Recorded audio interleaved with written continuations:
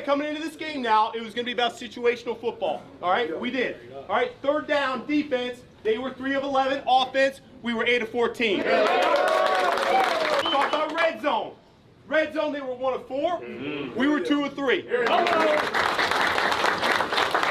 we talked about 2 minutes. The way you guys handled it before halftime was outstanding. Absolutely outstanding. And the defense way to come through for us there at the end. Closing that game off. Hell of a job. Hey man, I got 2 game balls here. Give me one right real quick. Quarterback had 142.6 passer rating.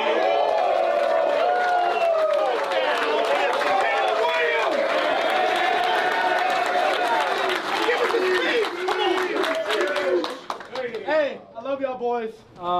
Couldn't do this without y'all, all the hard work and preparation. We're 1-0 this week. We got to go 1-0 next week. We got to come back and prepare and do the same thing. That's all I got.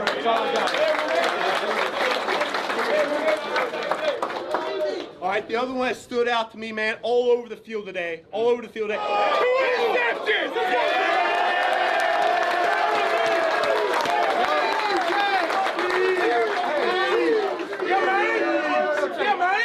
Hey, look. Hey, that's what it feels like, fellas, bro. We work too hard, bro. We got to come in here, celebrate with one another. Hey, but look, enjoy this one. Hey, tomorrow, let's enjoy it still. Tuesday, flip the page, but let's get back in that lab. Yes, sir. I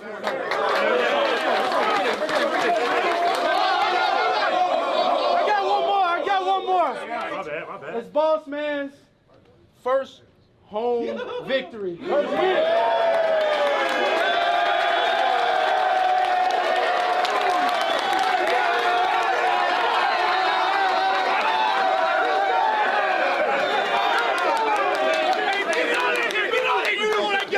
You know what I got. Repeat after me now. Good, better, best. Never let it rest. Your good gets better. And your better gets better. Bears on 3. 1, 2, 3. Hell yeah.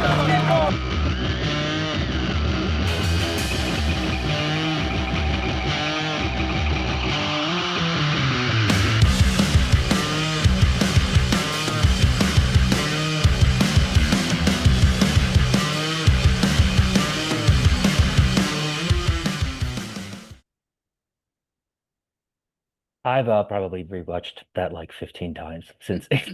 I want to go on the record and say that football is insane.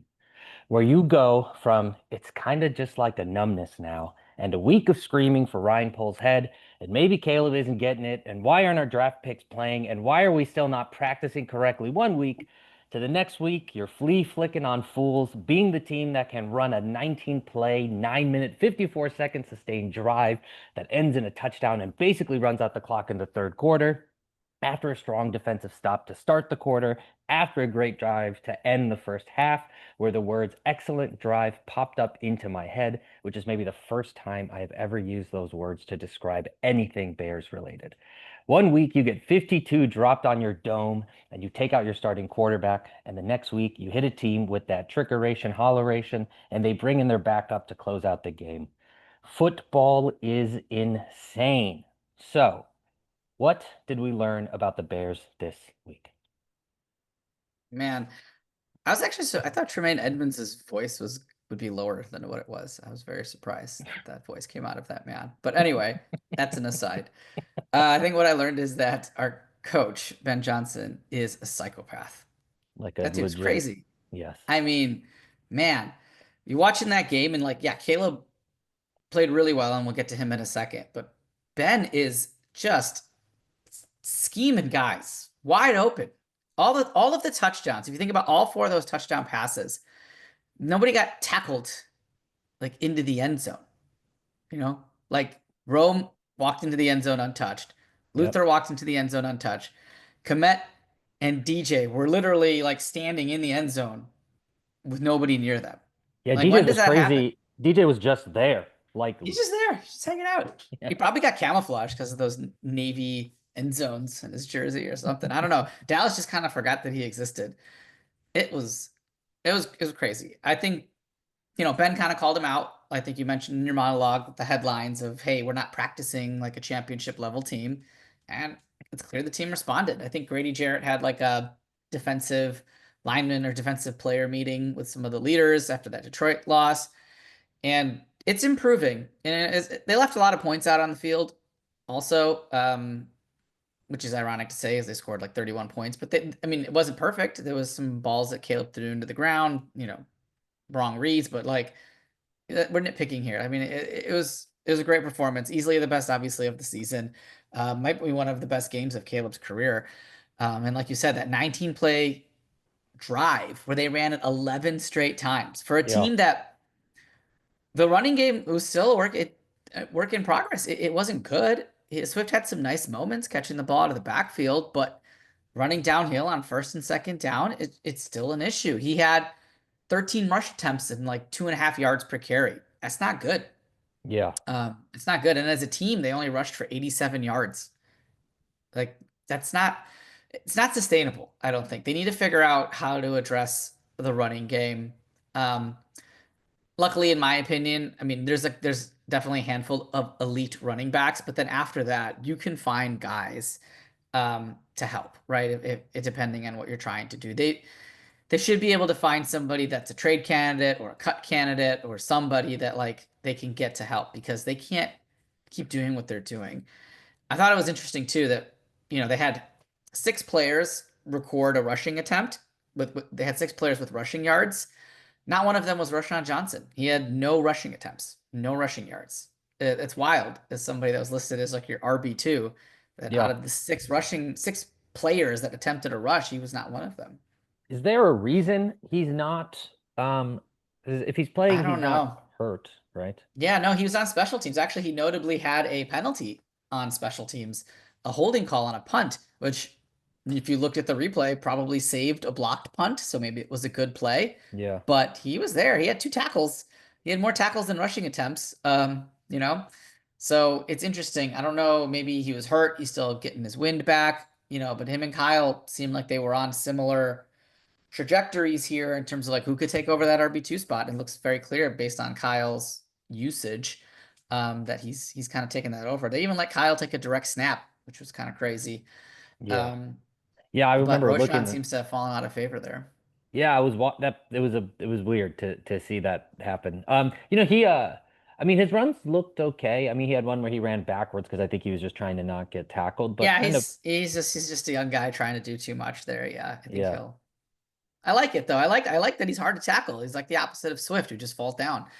I think they'll complement each other well. They just need their roles reversed a little bit. You need to start Kyle early, soften up that defense, and then when they're a little gassed and a little tired, then you get Swift in there to like break some ankles. I think that would be I don't know. Obviously Ben knows what he's doing, so he should just keep doing what he's doing. But it seems to me that Kyle should be used more, especially on early downs. Yeah, I hope so too. Because I mean, he had like a 41-yard little dump off run, so he definitely has the moves. And there was a couple runs where he kind of like kind of shook a couple people and made some saves. But he really, there was not much happening with his running overall. It looked 13 rush attempts for 33 yards is not good. Yeah, not good for your RB1. You need better production there. Yeah. One thing that was crazy, and I love what Ben Johnson's doing. I'm like all in on the Ben Johnson train right now. He had a lineup where I guess you could call it maybe 12 personnel if you wanted to. But he had a lineup where he had 2 tight ends, 2 wide receivers, and then in the backfield, 8 yards deep was DJ Moore. And so now you're the defense. You're like, what is this formation, right? Like, is it a run play? Is it a screen? Is it a pass play? Can Caleb shift and have DJ then line up on the line of scrimmage? Now you're empty, right? And now it's for sure a pass play, but are you set up that way? Ultimately it was a play action to DJ and he rolled out, and that's where Caleb kind of stepped up in the pocket and threw it to DJ afterwards. But what a cool, when you have that kind of personnel and that kind of versatility, it was pretty neat to see that type of formation. I think the formations are huge difference than what we saw last year, where even Eberflus's defense with Dallas, right? Everything's so vanilla. There's no creativity. It's just, this is our scheme. We're going to execute it and we'll just out execute you. Ben's just doing all kinds of stuff. You're like, who's even on the field? What is this? The flea flicker. Yeah. The flea flicker didn't have Rome on. You didn't have Rome. You didn't have DJ. And you didn't have maybe even Komet on the field. Or maybe you did. No, you did have Komet. Loveland. You didn't have Loveland. So you didn't have those three guys on the field. Then you had Burden, two tight ends.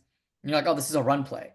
And it was. He gave it to Swift, and Swift, like, I don't know what he did, like threw it up in the air on the way back, but Caleb was able to get it and oh man, hit that streak. Like it's cool. The personnel that he's using is very unique, and I think, Poles is taking a lot of heat early on in the season because of, he hasn't addressed the tackle or pass rush situation, but the skill players he's accumulated on offense it's giving Ben a lot of flexibility to kind of be a mad scientist, if you will. Yeah, on that point from a defensive end too, or defensive side too, just kind of watching how the defense was lining up.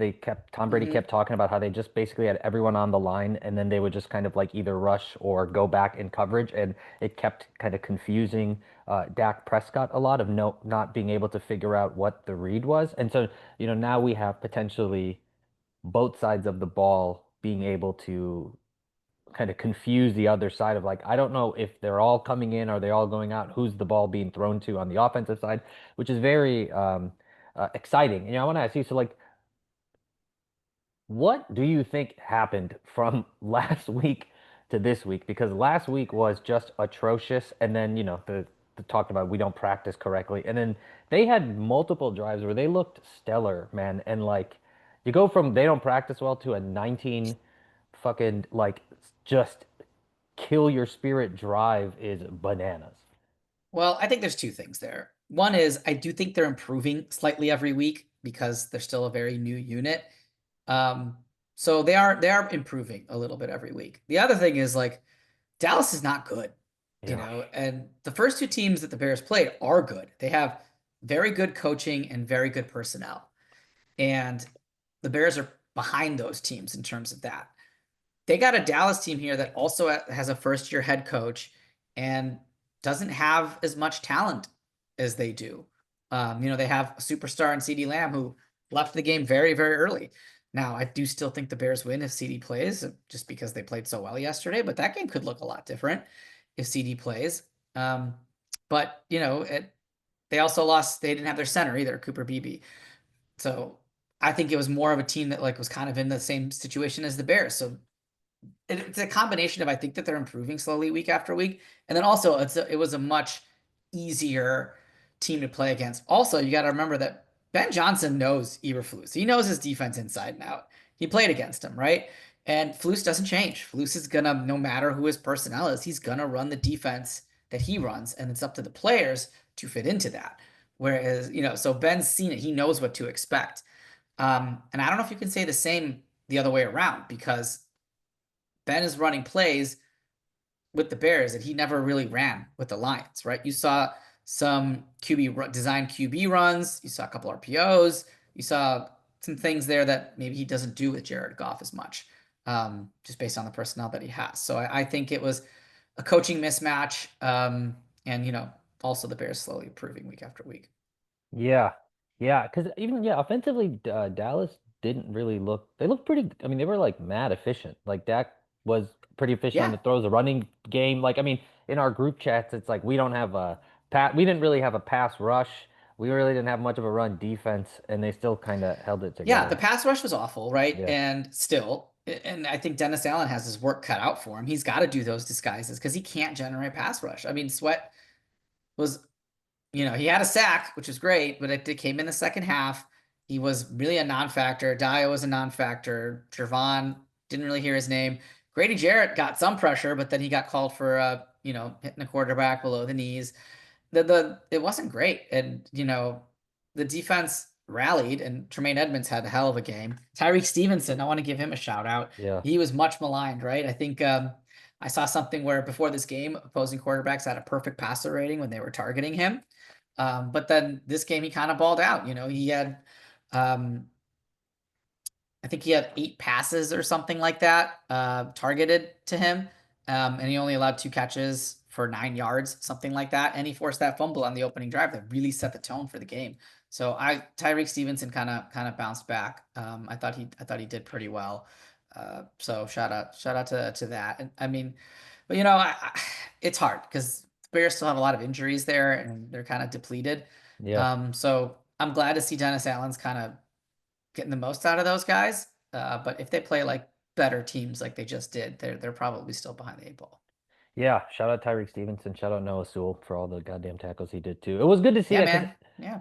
Yeah. Yeah, I think it was like 670 there, Lawrence Holmes or whatever. They were talking about, Tyreek Stevenson might be on the kind of like not really cut list, but it's just someone who's starting to lose favor given a lot of the issues. And so yeah, Yeah. he really like it just a lot of this game seemed like, I don't know how much players, coaches listen, but like so much of it seemed like a direct response to everything that was said. Like the first play was to Colston Loveland and he got Yeah. overthrown, but it Yeah. was like directly to him, like, all right, here he is. And then he had a pretty big catch. And so, some of it, I think, as you said, like, is just like this building and comfort maybe with players. And like, it Yep. did seem a little It's gonna take a little bit of time. yeah, it seemed a little, I mean, maybe I'm wrong, but it seemed a little insane to be like, where are our picks? It's like, okay, bro, it's been 2 games. Like, maybe they're going to find their way. And Loveland, I think, was open on some things and he just wasn't being found in those early Yeah. Yeah. games.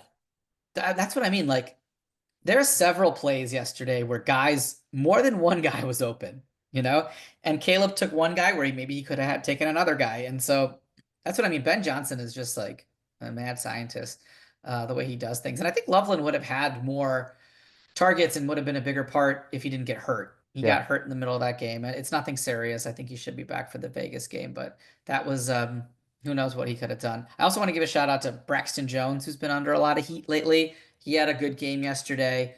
I think his PFF grade was 86 something and 0 pressures, so that's good for Braxton. Hopefully he's like coming back to health and can hold down that left tackle spot.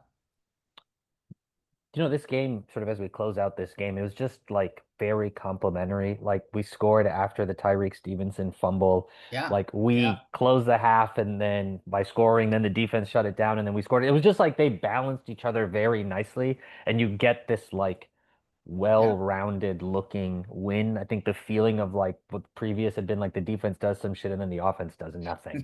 Complimentary football. It's true. It's a beautiful Yeah, thing. it's like a pretty simple thing. Just Beautiful like thing. help each other Yeah. out. Hopefully Caleb can he was really good. Hopefully he can keep that momentum going against the Raiders, who are also an okay team, right? If you're a Raiders fan, you're like, we can beat the Bears, and if you're a Bears fan, you're like, we can beat the Raiders, right? I think the line is Raiders -2 at home, so Vegas thinks they're pretty evenly matched. Should be another fun game. They need to be able to tackle because Ashton Genty can bulldoze people, and so Yeah. they'll have to figure out a way to do that. I imagine that since the bye week is the week after, they'll probably hold out Gordon and Edwards. Another week would be my guess, just to give them that extra week, and then hopefully everybody's back for the Washington game. We did just get an announcement on Jalen Johnson, depending on when you're listening to this. You probably will have heard it by the time you're listening to this, but he's going to have core muscle surgery, and that is actually a good thing. I think it puts him in a place where he can still return by the end of the season. I don't have any other information besides that, but that's why they haven't placed him on IR yet. Yeah. Okay. Any final thoughts on this game / a little preview of which we already kind of led to, but a little preview of like what you're looking for the next game against Raiders? Yeah, it was fun, right? Football's fun when we're doing this, and never apologize for having a good time watching the Bears game. I told everybody that last year at the Jacksonville game. These don't come often, especially for us. So enjoy it. Caleb's 7 touchdowns, 1 pick on the season. Rome's leading the league in touchdown receptions, like having 19 play drives. Like, who are these people? And it could all come crashing down next week. So enjoy it. I do think that Ben Johnson is the real deal, though I don't see that happening. Last year with Flus, something like this happens and you're like, you're going to lose like 3 or 4 in a row, 10 in a row, right? I don't see that. I think obviously you saw Detroit, they got whooped and then they came back and responded. So I have a good feeling about Ben. I'm hoping that those positive vibes continue. Yeah. You are doing some kind of cool stuff during the game. Let the people know what you are Yeah. doing. So I was placed in charge of the Bears on Tap social media, to their Twitter account for the last game. It was a lot of fun. Live tweeting during the game, updates, injury updates or highlights, thoughts, interacting with fans. So if you are on X, follow at Bears on Tap, and I should be doing more of that in the future. So those tweets you see during the game will be from me, and feel free to interact. And yeah, I'm pretty active on there during the game, or at least I was first time doing it. So I'm hoping it'll continue. It's a lot of fun though, to do it that way, to get instant reaction and instant feedback from people that are following. So yeah, hopefully you guys can check it out. Badass. And then your own Twitter. Where people can My own reach X is at SMPatel06. I just wrote an article for Bears on Tap, the Bears Essentials, trying to do a weekly post-game takeaways. So should be up here later today. It's going to cover a lot of what I just talked about, but there's a couple other things in there too. So definitely check it out when it gets published. Yeah, big takeaway. Enjoy this shit while it's here. Enjoy it. Yeah. Yeah. Oh, everybody's always feeling good. When the Bears went on Sunday, the week goes a little smoother. Yeah, it really does. It's a little warmer today than I thought it was going to be. Maybe There that you was a go. Bears victory-based warmth. For Samir Patel, I'm Chirag Rathod. We are the Bears in the Neighborhood, your weekly insight into the Chicago Bears in under 30 minutes, and we will catch you all next week. Sleep well, Saskatchewan.